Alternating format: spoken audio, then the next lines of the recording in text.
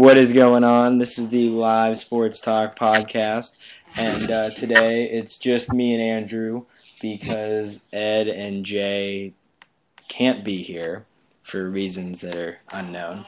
As you can see in the title, we're going to talk about Jeremy Lin in this podcast, but first I'm going to hand it off to Andrew so he can recap the NASCAR race that happened this weekend that he, in a way, predicted right. So I'm just going to hand it to Andrew. Go ahead, buddy. All right, thanks, Jeff. What's going on, guys? I don't know if you guys watched the race last Sunday, but I thought it was a pretty good one. There weren't that many cautions, so it wasn't as interesting to watch. But the winner of the race was Casey Kane, one of the guys that I thought would perform well, and he got his second win of the season. So he's not guaranteed a wild card spot now, but there's a pretty good chance that he's going to secure one of the wild card spots because I think it's going to take 2 wins for a driver to get into the wild card and make the chase.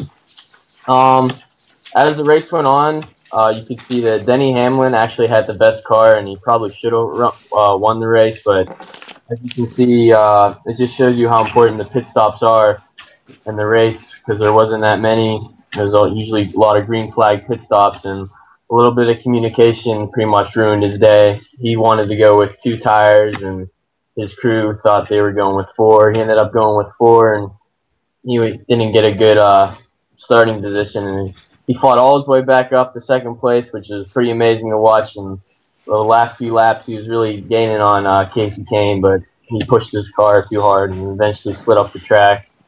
And then Casey Kane's had the easy victory. But other than that, I also thought the 400 cars performed really well. They all finished in the top 7. So all 4 of them in the top 7. That's pretty cool. Jeff Gordon still didn't get his win yet, so it'll be interesting to see if he actually makes the chase or not. Other than that, I thought it was a pretty solid race from everybody, and it was a good weekend. Brian Vickers, he did pretty good too. He got 15th. I thought he was going to do a little bit better than that, but what more can you ask for if you don't race that many? And guys, I'm not going to be here for Friday's show. I'm going to be away, so I'm going to give a little bit of a preview of what's going to be coming up next week. Next week, the race is at the Indianapolis, and it's one of the most famous NASCAR tracks that there is. You guys know the tradition: if you win, your whole team and your crew goes down and kisses the bricks. But since 2003, every single time the winner has been by a Chevrolet. So I think that streak's going to continue. Another Chevrolet is going to win.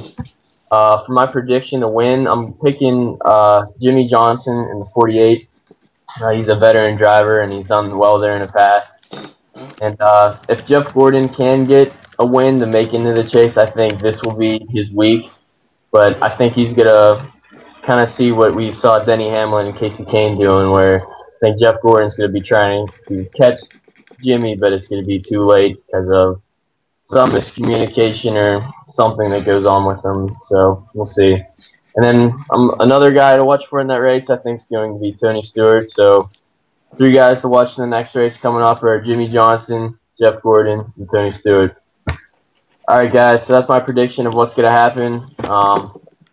So we'll see what happens next week, and I'm not going to be here Friday, but the next show I'll recap what happened and make some more predictions. So now I'm going to hand it back over to Jeff and see what he has to talk about. Thanks, Andrew. That is it for this video. Comment, like, subscribe, and you can follow me on Twitter at LiveSportsTalk. And if you want to get questions asked in our podcast or on our channel, tweet hashtag #AskLiveSportsTalk.